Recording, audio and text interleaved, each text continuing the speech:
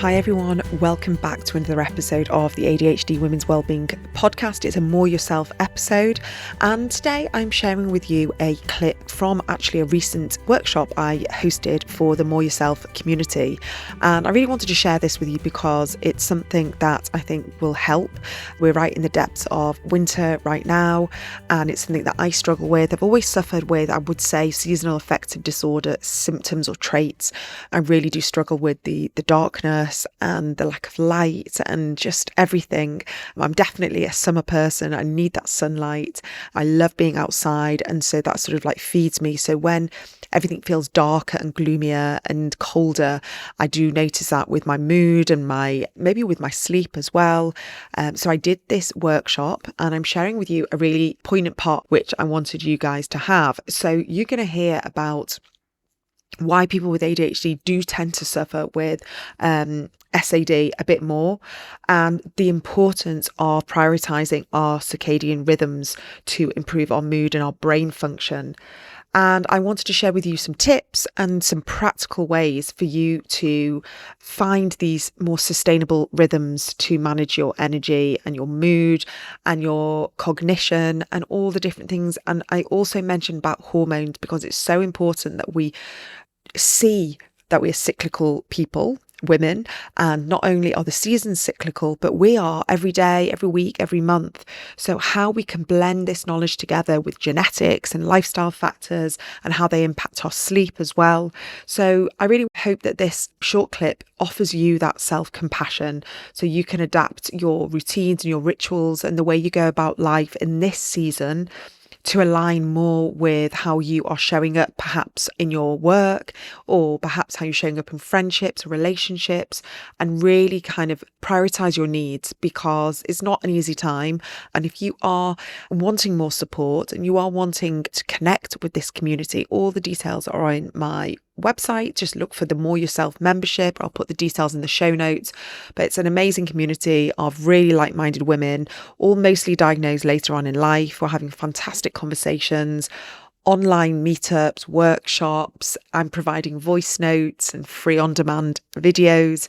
It's really, really accessible, and it's a place to go where you just kind of, if you don't really know where else to go and you've just been diagnosed, or you're curious, or you just want to ask questions to people who just get it, this is what I'm trying to create in the More Yourself community. So I will let that land. Here is the clip, and I hope to see you all soon.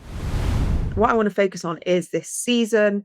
We are in this transitional period of where we're noticing the days getting shorter. It is getting colder. We're not getting as much sunlight. And there's a direct correlation between that and our sleep quality. And so it's really important that we address this. It is so important that we don't sort of skirt around this, because there are things that we can do. So just a little bit of an understanding. So light, natural light, daytime, being outside, getting that on our face, vitamin D, however you want to call it, is how we balance our circadian rhythms, and we get to that natural melatonin, which is our sleep hormone. And if we're not getting that, we're getting less morning light, then it's going to be harder to do all the things that we want to do, whether that is exercise, whether that is getting up on time, whether that is for our mood, our concentration, our cognition. And so it can feel like an extra push up the hill with ADHD. And many of us kind of notice that in the summer, things do feel a bit easy. We're not quite sure why. Or maybe that's because we're outside more and we're getting more natural sunlight. And we don't make that correlation until we have these kind of conversations. And if you are a natural night owl, again, many of us are with ADHD, and I'll come to that in a minute, we can find that we push our nights even later, that this sort of feeling a little bit out of sync can put us in this world of almost like no man's land, of not quite knowing where we are on the clock because it kind of feels dark the whole time.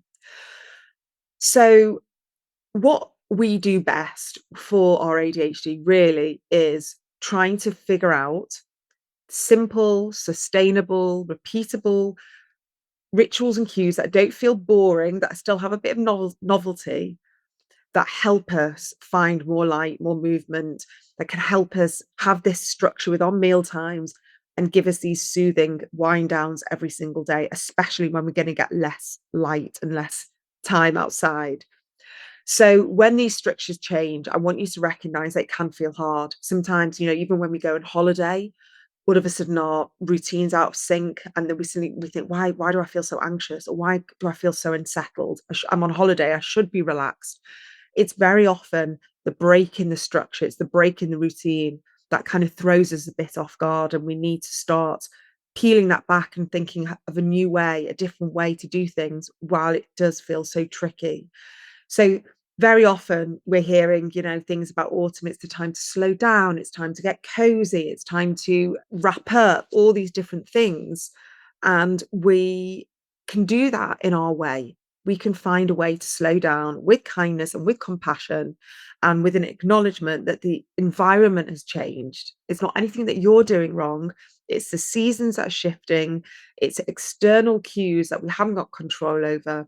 And instead of criticizing ourselves for breaking our routines, or not sticking to the habits that we've been doing, or the different structures that we've had in place, we don't criticize and blame ourselves. We just acknowledge. We take a bit of a moment, maybe just today will be that moment, and we realign and we readjust, and we find different ways to help ourselves through these harder months.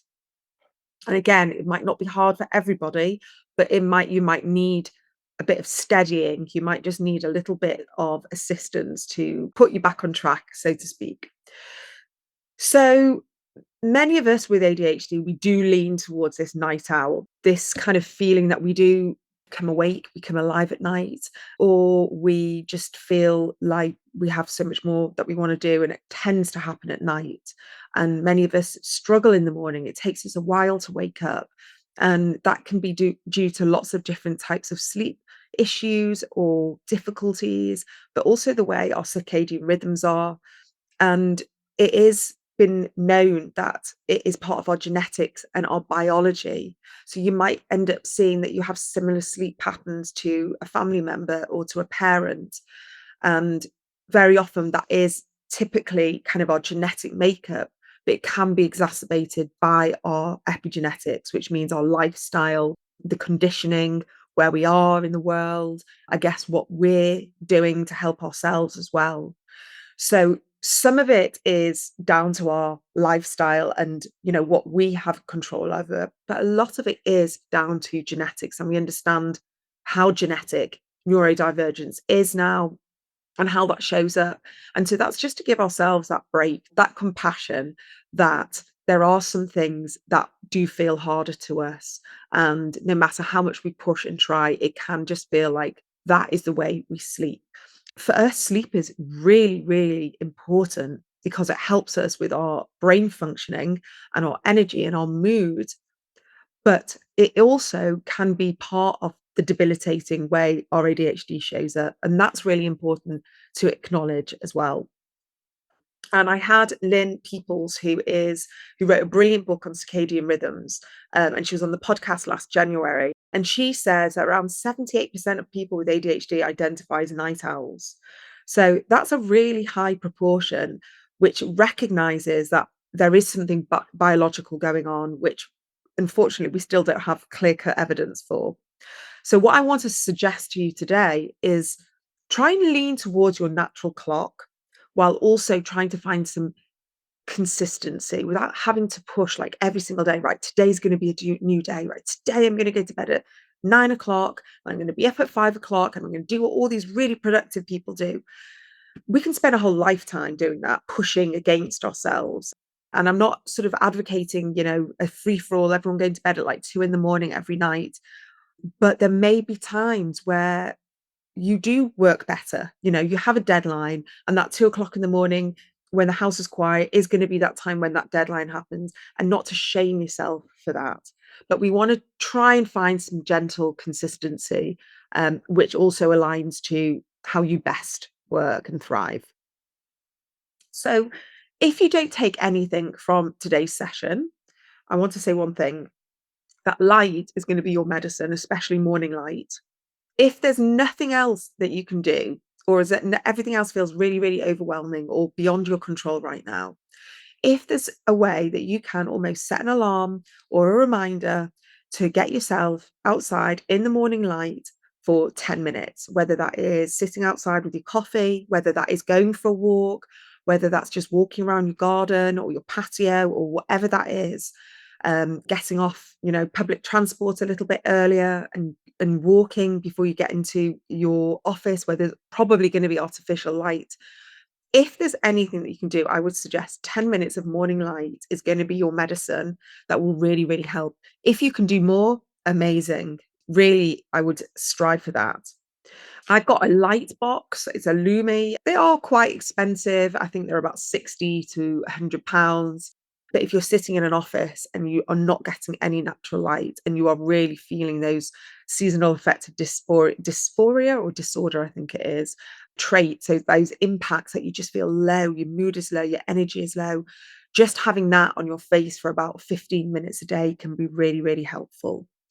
And find these ways to make all these little things up that you're going to add in easy, enjoyable, pleasurable. Find a warm drink that you enjoy.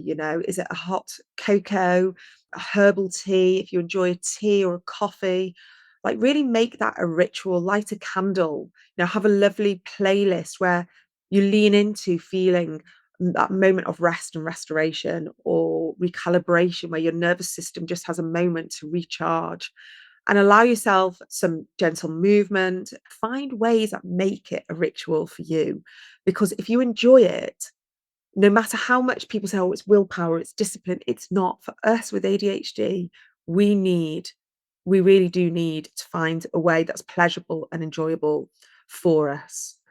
It's all about how we can reduce the overwhelm, this overstimulation, the brain that just wants to keep going, and calm and soften our nervous system. And, in the morning, give yourself that compassion. Acknowledge that getting up at 6 o'clock in the morning, 7 o'clock in the morning, when it's pitch black outside and it's cold and it's snowing and it's raining, whatever that might be, that isn't easy. Back in, you know, caveman times, we would be hibernating. There would be a time where we wouldn't really go out as much and we would stay inside and we would wrap up, and having to do life consistently throughout all the seasons is quite a new thing. Very much, this productivity, need for productivity, and it doesn't matter where we are seasonally or in our cycles, there's an expectation that we have to be consistently productive. And the outdoor season gives us that clue. It's literally telling us, it's like you may have forgotten loads of things about nature, but here we are telling you that we are releasing, we are letting go, we are planting, we are harvesting, and we are recouping energy because it's going to be winter and we need to save our energy. And it's allowing nature and it's allowing the seasons to show us what we could and should be doing. And we can look at things like the acorns that are dropping from the trees now and they are falling on the floor and they are being planted, you know, and noticing that nothing needs to be done right now. We're not going to see this acorn tree for a really, really long time, but we know that very gently things are happening. And maybe we can use this season where, maybe from a work perspective or a life perspective, you can give yourself that allowance that maybe this isn't going to be your most productive time. Launching a business or launching a new project or launching something that might feel like it's going to be a tax on your energy, or maybe come December, January, your mood might be quite a bit lower, or your energy, or you just might struggle a bit more. Where can you harvest your energy? And then towards the evening, the wind down, we want dimming, soft lights, nothing artificial. We want to really nurture our circadian rhythm in the evening, and then find something that works for you in the evening, like a decompression menu, if that feels nice to you. Write it down, have that prep playlist, have herbal oils, the natural oils and the salt, or a tap along, an EFT tap along, breath work, just learning a lovely piece of breath work, put it in a guided meditation, maybe some gentle creativity that works for you, whether that's just sort of some colouring, knitting, whatever that might be, baking, cooking, just really soft, gentle pottering, low stakes. We don't want anything high stimulating. And it's that low lights time before lights out. So don't just get into bed and turn the lights out and everything just goes dark from like lights on, bathroom light on, all of that. And then get into bed, turn the lights off and just, your nervous system, your stress response, the cortisol in your body will still be there. It's like you've got a dimmer switch for your cortisol and you kind of trying to shift from your sympathetic nervous system, which is your kind of fight or flight, to your parasympathetic nervous system, which is your rest and digest. And if you want to think of it as 2 hours of your evening, 2 or 3 hours of your evening, you're slowly turning that dimmer switch down, which is just a lovely way of really understanding why getting into bed and turning the lights out, your heart's still racing and you're having palpitations and your brain is like a million miles an hour. But make your bedroom your sanctuary. Get rid of anything that has lights, beeps, notifications. A weighted blanket is lovely in the winter, really, really lovely. Anything that intuitively calms your nervous system, whether it's white noise, earplugs, eye masks, anything that you need. I always say, don't be ashamed for needing scaffolding for sleep. People kind of think, oh, you should be able to just get into bed and fall asleep. There's actually much more of a minority of people that get into bed, turn the light off, and fall asleep. There's many more of us that need these more sort of decompressing strategies. And yes, maybe at the early stages of a relationship, it may not be the most sexy thing in the world getting into bed with, an eye mask and earplugs and white noise and all sorts of other things.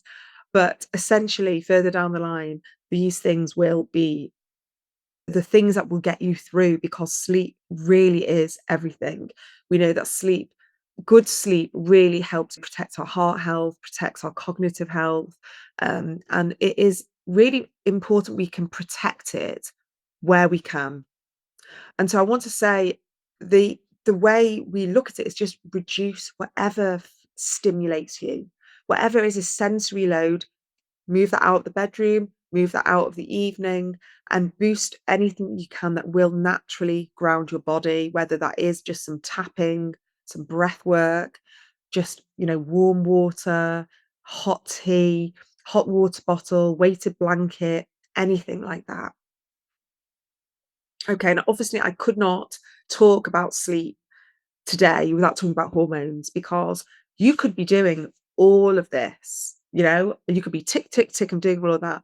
But all of a sudden my sleep's gone out the window, or gradually my sleep's gone out the window, or you notice from a cyclical perspective, you really, really struggle with sleep, for a month, not a month, a week or so of your cycle. So it's really, really important that you understand that we have all these different cycles going on within our body. Our adrenals, our thyroid, the endocrine system, it's all there and it can impact our sleep if things are off. Now, our cycles impact our sleep. And to break it down, you probably heard me talk about it on podcasts and you probably heard me talk about it in workshops.